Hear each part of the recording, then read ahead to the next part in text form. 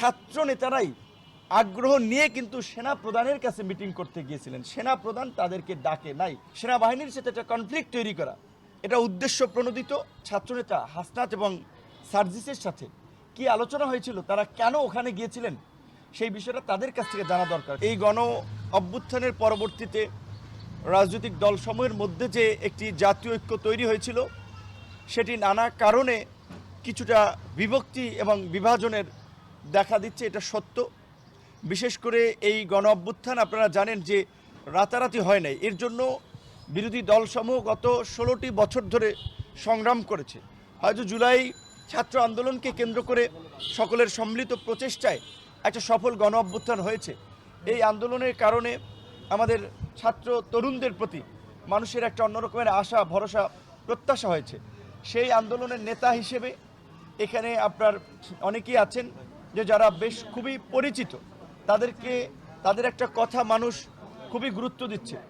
সেই জায়গা থেকে আমরা গত কয়েকদিন ধরে বিশেষ করে নতুন যে রাজনৈতিক দল, নাগরিক পার্টির সংশ্লিষ্ট ছাত্র নেতাদের যে কিছু বক্তব্য আমরা শুনলাম, যেটা দেশের মধ্যে একটা চরম উদ্বেগ, উৎকণ্ঠার তৈরি করেছে। একেবারে সাধারণ মানুষ থেকে প্রশাসন সর্বত্র একটা আমি অস্থিরতা লক্ষ্য করেছি গত কয়েকদিন ধরে। কারণ তারা আন্দোলনের পরিচিত মুখ, তাদের নেতৃত্বে, তাদের ডাকে সকল মানুষ সাড়া দিয়েছিল, সমর্থন করেছিল।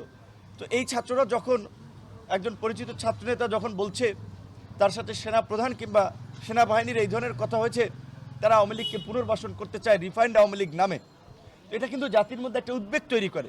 কিন্তু প্রকৃত অর্থে আমরা যেটা সেনা সদরের বিবৃতিতে জানতে পারছি, ছাত্র নেতারাই আগ্রহ নিয়ে কিন্তু সেনা প্রধানের কাছে মিটিং করতে গিয়েছিলেন। সেনা প্রধান তাদেরকে ডাকে নাই। কারণ সেনা প্রধান প্রোটোকলে এই ছাত্র নেতাদের ডাকার কথা না।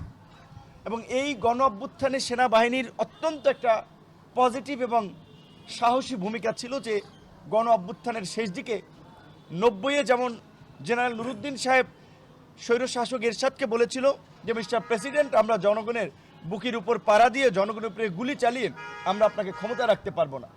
এই সেনাপ্রধান ওয়াকারুজ্জামানও কিন্তু তার আত্মীয় হোক, তারপরেও কিন্তু শেখ হাসিনাকে পরিষ্কার তার আগের দিন আমরা যতদূর জানি 4 আগস্টই জানিয়ে দিয়েছিলেন আপনাকে ক্ষমতা ছাড়তে হবে। তো সেই সেনাপ্রধানকে নিয়ে নতুন করে বিতর্কিত করা কিংবা সেনাবাহিনীকে জনগণের মুখোমুখি দাঁড় করিয়ে দেওয়া বা সেনাবাহিনীর সাথে একটা কনফ্লিক্ট তৈরি করা, এটা উদ্দেশ্য প্রণোদিত। এবং এর পেছনে অন্য কোনো ধুরভিসন্ধি আছে কিনা, এই স্ট্র্যাটেজিগুলো বা এই কথাগুলো যারা বলেছেন সেই বিষয়টা আমাদের পরিষ্কার হওয়া দরকার। বিশেষ করে আমাদের ছাত্রনেতা হাসনাত এবং সার্জিসের সাথে কি আলোচনা হয়েছিল, তারা কেন ওখানে গিয়েছিলেন, সেই বিষয়টা তাদের কাছ থেকে জানা দরকার। কারণ আপনারা দেখেছেন যে সবাই পরিচিত ছাত্রনেতাই হাসনাত সার্জিস একটা স্ট্যাটাস দিচ্ছে, আবার আরেকজন ছাত্রনেতা হান্নান মাসুদ সে বলছে আপনারা দুজনের একজন মিথ্যা কথা বলছেন। তাহলে হয়তো তাদের দুজনের একজন সেনাবাহিনীকে নিয়ে মিথ্যা কথা বলছে, নাহলে তারা যেটা বলছেন সেটা সত্য। তো এই ঘটনাটা আমি অনুরোধ করব, এই সময়ের এই ছাত্র নেতৃবৃন্দ তারা যেহেতু একটা দলও করেছেন, তারা তো রাজনীতি করবেন, জাতিকে নেতৃত্ব দিতে চান, কাজেই দায়িত্বশীল জায়গা থেকে এই নাগরিক পার্টি যেন এই ঘটনাটা তদন্ত করে এই ঘটনাটার প্রকৃত রহস্য যেন জাতির সামনে উন্মোচন